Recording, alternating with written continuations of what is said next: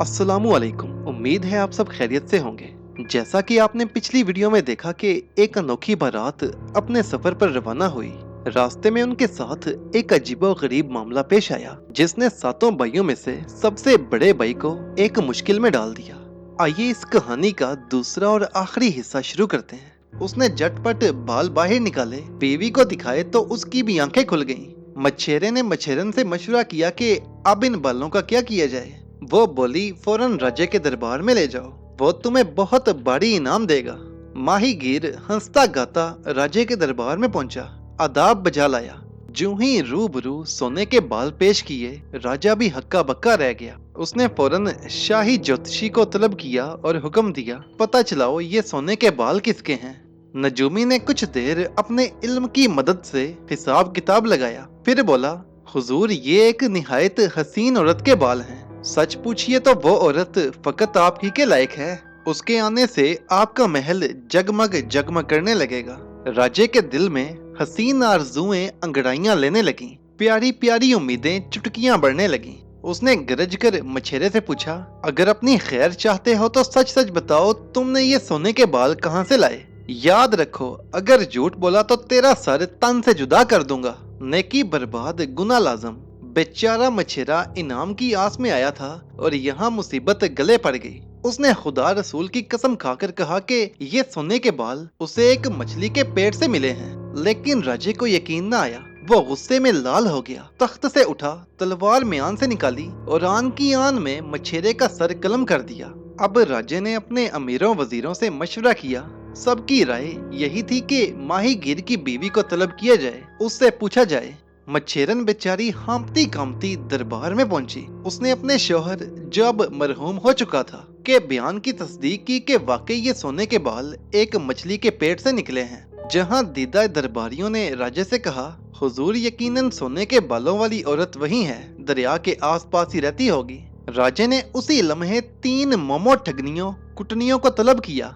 जो ही वो तीनों चातुर औरतें दरबार में पहुंची, उसने उन्हें अपनी अपनी खसूसियत बताने का हुक्म दिया। पहली मोमो ठगनी बोली, मैं आसमान दी टाकी फाड़ सकती हाँ पर सी नहीं सकती। यानी मैं आसमान में थगली लगा सकती हूँ मगर सी नहीं सकती। मुराद है मैं कमाल अयारी से काम तो निकाल सकती हूँ लेकिन बाद में पर्दा नहीं टांग सकती। अब दूसरी मोमो ठगनी आगे बढ़ी और बोली, मैं आसमान दी टाकी सी सकती हाँ फाड़ नहीं सकती। यानी मैं आसमान में छेद सी सकती हूँ मगर आसमान में छेद कर नहीं सकती। मुराद ये है कि मैं मक्कारी से काम निकालने में तो सिफर हूँ लेकिन बाद में पर्दा टांकना खूब आता है। अब तीसरी और आखिरी मोमो ठगनी की बारी थी। वो सब में बूढ़ी थी। बड़े दरल्ले से आगे बढ़ी और बोली, मैं आसमान दी टाकी फाड़ भी सकती हाँ ते सी भी सकती हाँ। यानी मैं आसमान में थगली लगा भी सकती हूँ और सी भी सकती हूँ। मुराद ये है कि मकर से काम निकालने में भी यदे तोला रखती हूँ और बादजा पर्दा टांकने में भी महारत तामे हासिल है। गोया हर तरह से कामल कुटनी हूँ। राजे ने ये सुना तो तालियां बजाने लगा, खुशी से खिले जा रहा था। बोला, ए जन पीरजाल, तेरे ही हाथों मेरे सपने सच होंगे। जो तू मेरे सपनों की रानी सोने की बालों वाली औरत को मुझसे मिला दे तो मैं तुझे सोने में पीली मोतियों में सफेद कर दूंगा। बूढ़ी कुटने की मशवरे से राजे ने अपने नौकर चाकर बड़ी तादाद में दरिया के किनारे किनारे पर फैला दिए कि जहाँ कहीं भी सोने के बाल गिरे पाए फिल फौर उसे खबर कर दें। आखिर एक दिन एक नौकर खुश खुश दरबार में पहुंचा। उसके हाथ में सोने के चंद बाल थे। उसने उस जगह की निशानदेही भी करवा दी जहां से ये बाल हाथ आए थे। बादशाह ने उसे खूब इनामो इकराम से नवाजा। अब मोमो ठगनी की बारी थी कि वो अपने फन का कमाल दिखाए। उसने राजे से अर्ज की, हुजूर मुझे एक ऐसा जहाज बनवा के दीजिए कि खड़े हुए का भी पता ना चले और चलते हुए का भी। मतलब ये था कि जहाज इस कदर वजनी हो कि दरिया की लहरों से भी ना हिले। राजे ने उसी वक्त जहाज बनाने का हुक्म दिया। थोड़ी मुद्दत में ही मुल्क के बेहतरीन तरखानों ने दिन रात एक करके बिल्कुल वैसा ही जहाज बना डाला जैसा कुटनी की ख्वाहिश थी। मोमो ठगनी शाही खादमों और मुलाजमों को साथ लेकर जहाज में सवार हुई। मल्लाहों ने बादबान खींचे, लंगर उठाए और जहाज अपने पहले समुद्री सफर पर रवाना हुआ। धीरे धीरे जहाज दरिया के किनारे पर वाक़या उस मुकाम पर पहुंच गया जहां सोने की बालों वाली औरत अपना सर धोती थी। ये वही जगह थी जिसकी निशानदेही शाही नौकर ने की थी। मल्लाहों ने देखा कि वाकई वहां सोने के बाल गिरे हुए हैं। सबको यकीन हो गया कि यहीं वो हसीना आती है। मल्लाहों ने दरिया के किनारे पर ही किले ठोक दिए। मोटे मोटे रस्सों की मदद से जहाज किलों से बांध दिया। रेतली जमीन पर जगह जगह सोने के बालों वाली औरत के पांव के निशान लगे हुए थे। मोमो ठगनी ने गले में तस्बियां डाली, हाथ में जमजम, मदीने की खजूरें, हाके शिफा और खाना काबा के गिलाफ का टुकड़ा लिया। हज्जन का बेस बदला, पाँव के निशान पर चलती हुई उस मकान तक आ पहुंची जहां सोने की बालों वाली औरत रहती थी और जो उस जंगल वीराने में तन तनहा खड़ा था। दरवाजे पर दस्तक दी। उसी हसीना ने दरवाजा खोला। मोमो ठगनी ने पूछा, बच्चा तो इस जंगल बियाबान में कहाँ से आई? सोने की बालों वाली औरत ने जवाब दिया, अम्मा मुझे कुछ पता नहीं मैं कौन हूँ और कहाँ से आई हूँ। मेरे माँ बाप कौन थे, मैं किस देश से आई हूँ। हाँ बस इतना पता है कि बचपन में मुझे एक देव उठा के यहाँ लाया था। इतना सुनने की देर थी कि मोमो ठगनी ये कहते हुए उससे लिपट गई। हाय हाय मेरी बेटी जरा सी थी जब छोड़ के गई थी, अब देखो कितनी जवान हो गई हो। मैं 20 बरस पहले हज पर गई थी, तुझे खुदा को सौंप कर गई थी। क्या खबर थी कि पीछे से देव उठा कर ले जाएगा। खैर कुर्बान जाइए पैदा करने वाले के, उसके रंग नियारे, उसके भेद वही जाने। देखो तो आज कैसे माँ बेटी का मिलन करवा दिया। हाय मेरी फूल जैसी बच्ची, कैसे दीदे फाड़ फाड़ कर देख रही है। मुझे नहीं पहचानती क्या? है मैं तेरी अम्मा हूँ। इतना कहकर मोमो ठगनी उसकी बलाई लेने लगी। सोने के बालों वाली औरत तो हक्का बक्का रह गई। हैरत के मारे उसके मुंह से एक लफ्ज भी ना निकल सका कि यूं अचानक बैठे बिठाए उसकी माँ कहाँ से पैदा हो गई। पहले तो उसने उसे अपनी माँ मानने से इनकार किया, लेकिन उसकी वालहाना मोहब्बत और दरफ्तगी को देखकर आखिर उसे यकीन करना ही पड़ा। बोली, चलो ठीक है, अगर तू मेरी माँ है तो यहाँ हमारे पास ही रहो, हमारे साथ रहो। यही तो कुटनी के दिल की बात थी। उसने झूठ मूठ की माँ बनकर बेटी के यहाँ रहना शुरू कर दिया। अब मोमो ठगनी को वहां रहते हुए एक माह गुजर गया। एक दिन बातों बातों में हंसते हंसाते वो बड़े भाई से पूछने लगी, बेटा मैं सदके मैं वारी, एक बात तो बताओ, मेरे मुंह में खाक, तुमने मरना भी है या नहीं? बड़ा भाई बोला, मेरी मौत का तो रब को पता है, मैंने कैसे मरना है और कब मरना है ये तो सच्चा रब ही जाने। हाँ जब मेरी तलवार को जंग लगेगा तो मैं तब बेहोश हो जाऊंगा। ये राज जानने के बाद कुटनी आंख बचा के जंगल में गई और जंगली जानवरों का किया हुआ गोबर चादर में छुपा कर ले आई। घर आके उसने एक सूखे हुए गोहे को जलाया, उसकी सवा राख खाकिस्तर बनाई, फिर बड़े भाई की तेज धार वाली चमकती हुई तलवार चुराई और सवा में डाल दी। लोहे को सवा के अंदर जल्द जंग लग जाता है, चुनाचे सवा में रखने की देर थी, उधर तलवार को जंग लगना शुरू हो गया और इधर बड़े भाई पर बेहोशी की कैफियत तारी होने लगी। एक रोज कुटनी और सोने के बालों वाली औरत दरिया पर कपड़े धोने के लिए गई। दरिया में बहुत शानदार जहाज खड़ा नजर आया। सोने की बालों वाली औरत ने जिंदगी में पहली बार जहाज देखा था। वो बहुत हैरत और इश्तियाक से उसे देखने लगी। कुटनी मकर से मुस्कुराते हुए बोली, आजा हम दोनों माँ बेटी अंदर जाकर जहाज देखती हैं। बाहर से तो शानदार है, देखें तो सही अंदर से कैसा है। यकीनन ज्यादा खूबसूरत होगा। सोने की बालों वाली औरत एक आलमे महवियत में थी। उसके कदम खुद ब खुद जहाज की तरफ उठने लगे। कुटनी दिल ही दिल में हंसती हुई जैसे जैसे चलती हुई उसे साथ लेकर जहाज में पहुंच गई।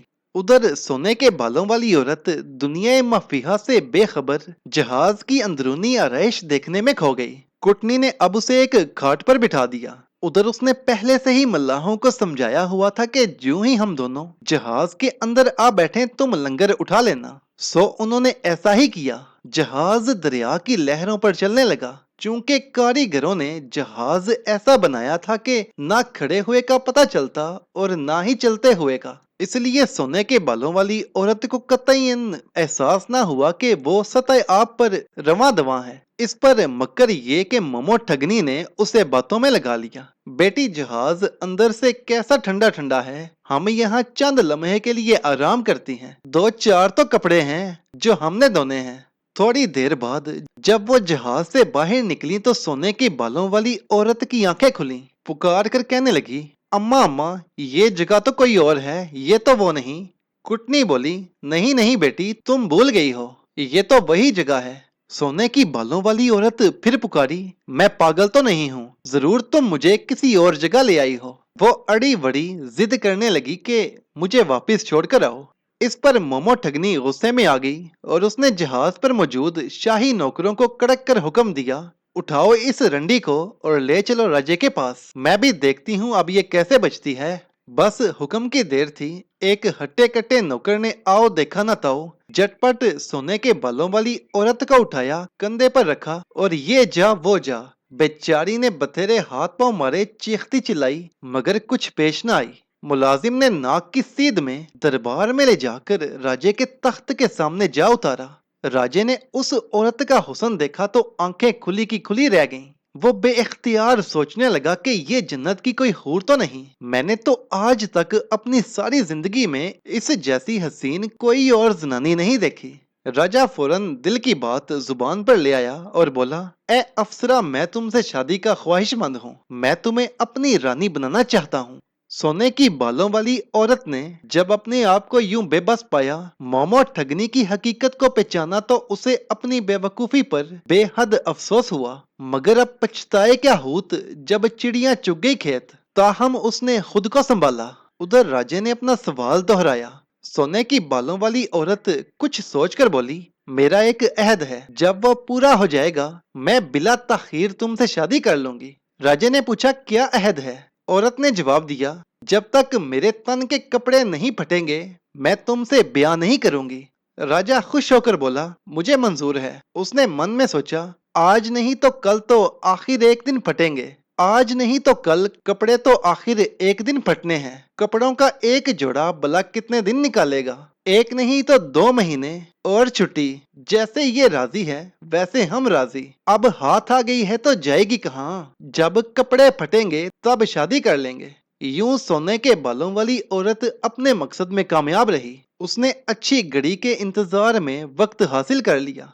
अब दूसरी तरफ का हाल सुनिए। दूसरी तरफ देव के जागने का वक्त हो चुका था। वो उठ के बैठ गया और आंखें मलता हुआ चल पड़ा। चलते चलते देव को उस जगह ठुड्डा ठोकर लगा जहां मोमो ठगनी ने बड़े भाई की तलवार सवा में छुपा रखी थी। उसने तलवार सवा से निकाली, देखा कि उसे तो जंग लगा हुआ है। देव जानता था कि इस तलवार से बड़े भाई की लगन है। उसने तलवार को हाथ से मलना शुरू कर दिया ताकि जंग उतर जाए। सबसे पहले बड़े भाई का अंगूठा हिला। गर्ज जूं जूं जंग उतरता गया, तू उसके जिस्म के अज़ा हरकत करने लगे और जब तलवार चमकने लगी, बड़ा भाई मुकम्मल तौर पर होश में आकर बैठ चुका था। देव ने इधर उधर देखा। जब सोने के बालों वाली औरत कहीं नजर न आई तो दम से पूछने लगा, तूने वो औरत कहाँ भेज दी? बड़ा भाई बोला, यार मुझे तो कुछ भी पता नहीं। हाँ, अलबत्ता एक माई आई थी, उससे कहती थी मैं तेरी माँ हूँ, यकीनन वही कहीं ले गई होगी। देव कहने लगा, कोई बात नहीं, मैं अभी उसका पता करता हूँ। और फिर देखते ही देखते देव हवा में उड़ने लगा। देव उड़ता उड़ता उसी बादशाही में जा पहुंचा जहाँ सोने की बालों वाली औरत को अगवा करके लाया गया था। अब देव राजधानी पर उड़ रहा था। नीचे वो महल दिखाई दे रहा था जहाँ औरत कैद थी। देव का कौवा बनकर उस महल की दीवार पर जा बैठा और काएं काएं करने लगा। औरत को फौरन अंदाजा हो गया कि देव मेरी मदद के लिए आ गया है। वो सहन में आ गई और कौवे को इशारे से समझाने लगी कि नीचे मेरे पास आ। कां दीवार से उड़ा और औरत के पास आ बैठा। सोने की बालों वाली औरत उससे पूछने लगी, क्या तुझे भूख लगी है? कां बोला, हाँ लगी है। वो 3-4 प्रातों में घी, शक्कर और मकई की रोटी से चूड़ी कूट के लाई। कां जो असल में देव था, 2-3 लुकमों में ही चट कर गया और बोला, इससे तो मेरा कुछ भी नहीं बना, मुझे तो अभी भी भूख लगी है। सोने की बालों वाली औरत मुस्कुराई, समझ गई और बोली, यहाँ महल में राजे का एक कमरा है, उसमें खल पड़ी है, जा और पेट भर के खा। कां उस कमरे में घुस गया। थोड़ी देर बाद अपने असल रूप में बाहर निकला और पेट पर हाथ फेर कर बोला, अब कुछ आसरा हुआ है। इसके बाद देव ने चंद डकार लिए और सोने की बालों वाली औरत से यूं मुहातिब हुआ, तू राजे से कह, चाहे कपड़े फटे या ना फटे, मैं तेरे साथ ब्याह के लिए तैयार हूँ। जब राजा राजी हो जाए तो कहना, हमने शादी के मौका पर खुशी के गीत गाने हैं। फिर तू राजे की बेटियों और मक्कार माई को लेकर एक कमरे में घुस जाना, दरवाजा अंदर से अच्छी तरह बंद कर लेना और गाने गाने शुरू कर देना। इसके बाद मैं जानूं और मेरा काम। सोने की बालों वाली औरत ने इसी तरह किया। जब राजे को पता चला कि वो जट मंगनी पट ब्याह के लिए तैयार है तो फूला न समाया, फौरन शादी की तैयारियों का हुक्म सादिर फरमाया। जिस तरह देव ने समझाया था, एन उसके मुताबिक ही सोने की बालों वाली औरत शादी के गीत गाने के बहाने राजे की बेटियों और मोमो ठगनी समेत शादी में शरीक सारी की सारी औरतों को कमरे में ले गई। अंदर से दरवाजे की कुंडी चढ़ा दी। ढोलकी बजने लगी, गीत गाए जाने लगे। जब रात बीत गई, देव आया और झटपट पूरा कमरा उठा के हवा में उड़ना शुरू कर दिया। जब कमरा हिलने लगा तो अंदर बंद औरतें डर के मारे चीखने लगीं।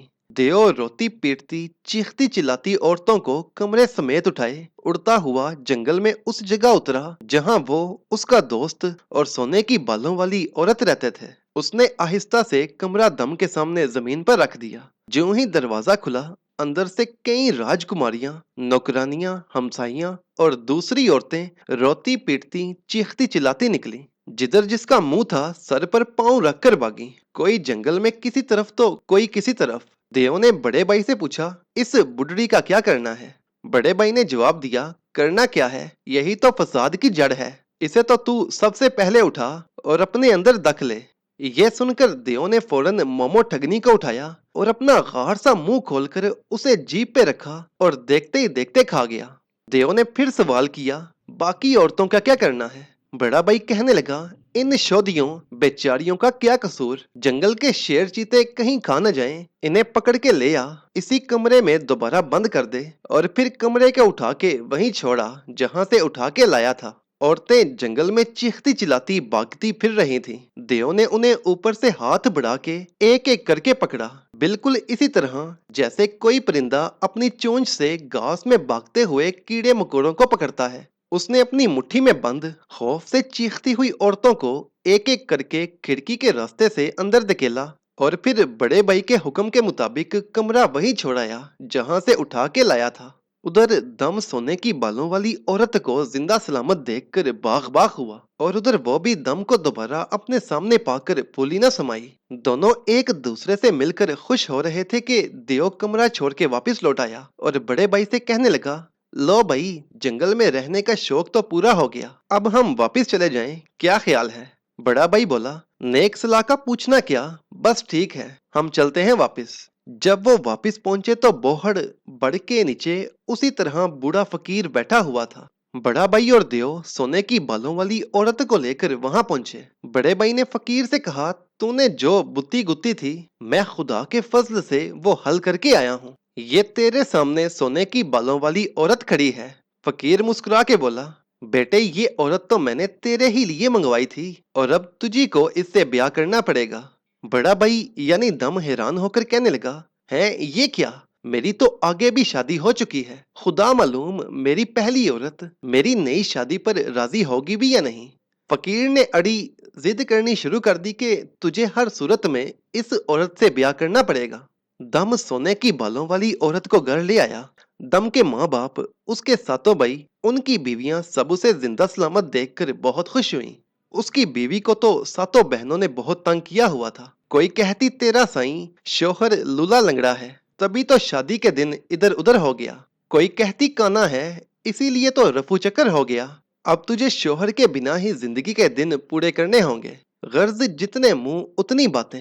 बेचारी आए दिन के इस ठट्ठा मजाक और तानों से इस कदर तंग आई कि ससुराल छोड़कर मायके चली गई। ये सोच कर के पिया जिसे चाहे वही सुहागन। जब मुझे पी और पी का प्यार ही नहीं हासिल तो मैंने यहाँ रह के क्या करना है? जब इस सारे मामले का दम को पता चला तो वो उसी वक्त ससुराल गया। बीवी ने जब अपने शोहर को अच्छा भला, बल्कि सातों भाइयों की निस्बत ज्यादा खूबसूरत और तवाना देखा तो बेहद खुश हुई। वाकई सब्र का फल मीठा होता है। फौरन उसके साथ चलने के लिए रजामंद हो गई। दम बीवी को लेकर घर लौट आया। घर में सोने की बालों वाली औरत उसका इंतजार कर रही थी। दम ने पहली बीवी से दूसरी शादी की इजाजत मांगी। वो इतनी अच्छी औरत थी और शौहर के मिलने पर इस कदर खुश थी कि फौरन बोली, मैं राजी खुश हूँ, तू इससे ब्याह कर ले, हम मिलकर हंसी खुशी जिंदगी गुजार लेंगे।